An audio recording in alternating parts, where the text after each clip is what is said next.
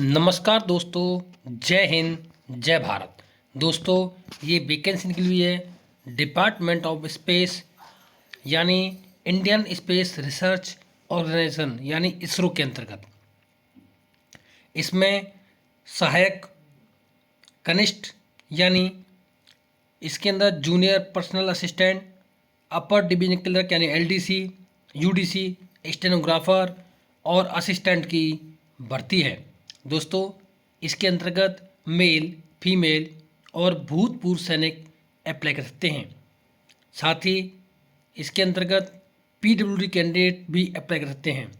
दोस्तों, इस वीडियो के माध्यम से मैं आपको इस भर्ती से संबंधित संपूर्ण जानकारी प्रदान करूंगा।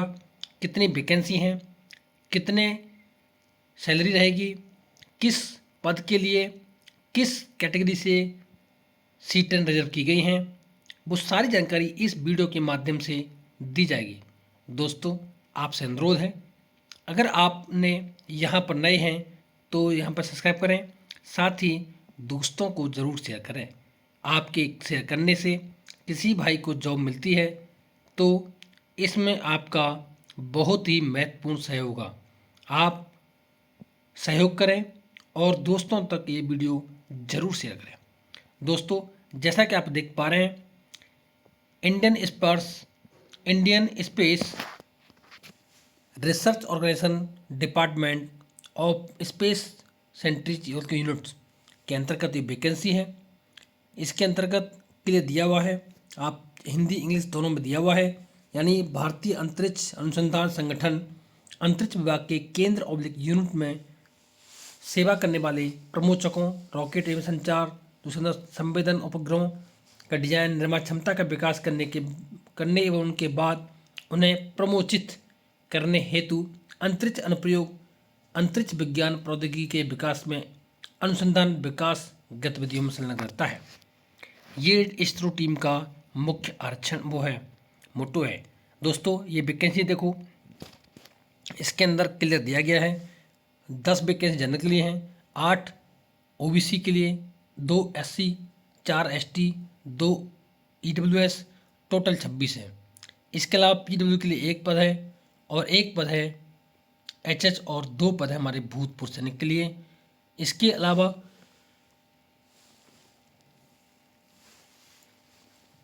अन्य जनजाति 3 पद हैं जो कि रिक्तियां हैं मतलब यानी कि 3 एसटी वैकेंसी के लिए और 1 एचएच के लिए है, और नागपुर से के मध्य से फॉर्म भरे जाने के लिए 1 आरक्षित की गई है। इसके अलावा बेंगलोर की बात करते हैं। बेंगलोर में काफ़ी वैकेंसी यानी 51 वैकेंसी जनरल के लिए हैं, 32 ओबीसी, एससी के लिए 21, एसटी के लिए 6, 5 वैकेंसी हैं आपकी 15 वैकेंसी ईडब्ल्यूएस के लिए है। टोटल 125 हैं, जिसमें से 18 वैकेंसी हमारे भूतपूर्व सैनिकों के रिजर्व की गई हैं। इसके बाद बात करते हैं हासन की। हासन में टोटल जो पद हैं 8 जनरल के लिए हैं, 4 ओबीसी, 2 एससी, 1 एसटी, टोटल 16 पद हैं, जिसमें 1 पद हमारे भूतपूर्व सैनिक के लिए रिक्त किया गया है। हैदराबाद के अंदर बात करते हैं, 14 पद हैं जनरल के लिए, 11 पद हैं ओबीसी के लिए, 4 पद हैं एससी, 3 एसटी और टोटल पद 35 हैं, जिनमें से 3 पद हमारे भूतपूर्व सैनिक के लिए रिजर्व किए गए हैं।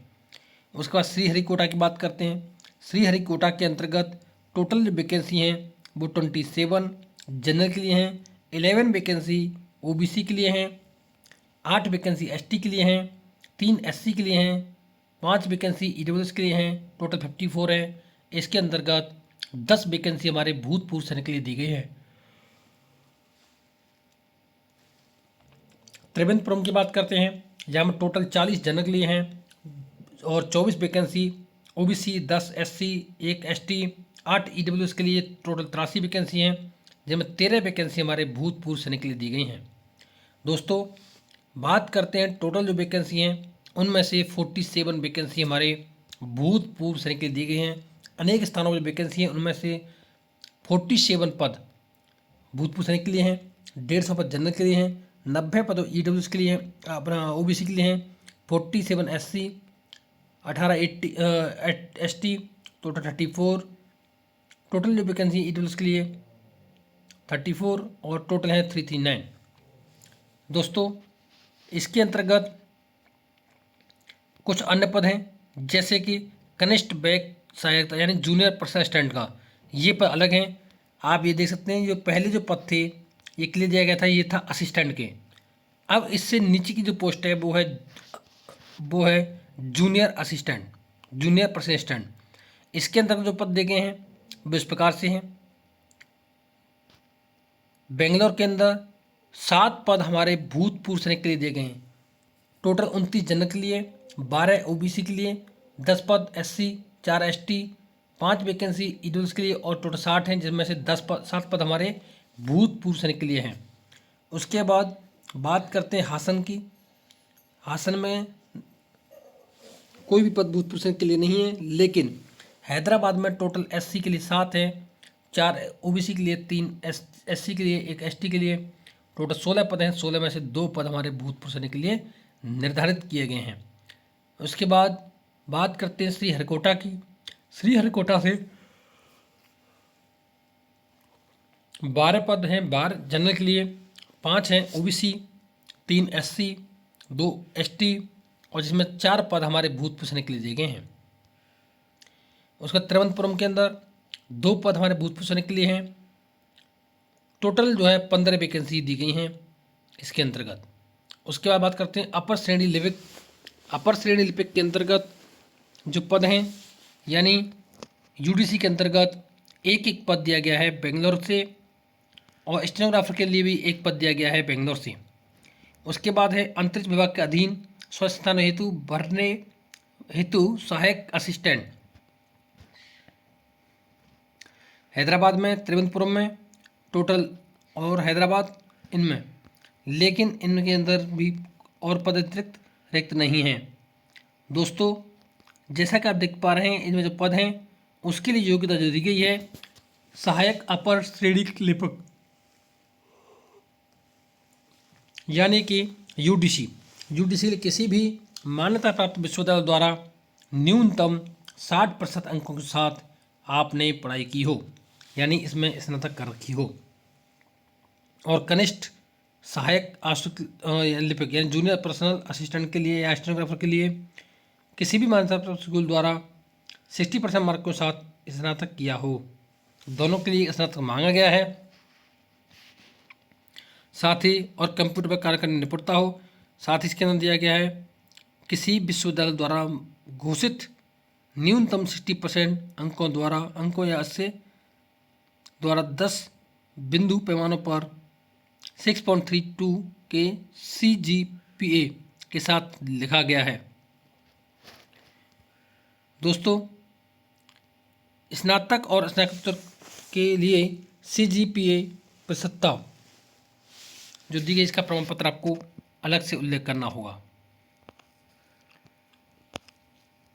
इसके अंतर्गत जो वैकेंसी इसमें आज मांगी गई है वो 9/1/2023 को 28 वर्ष होनी चाहिए।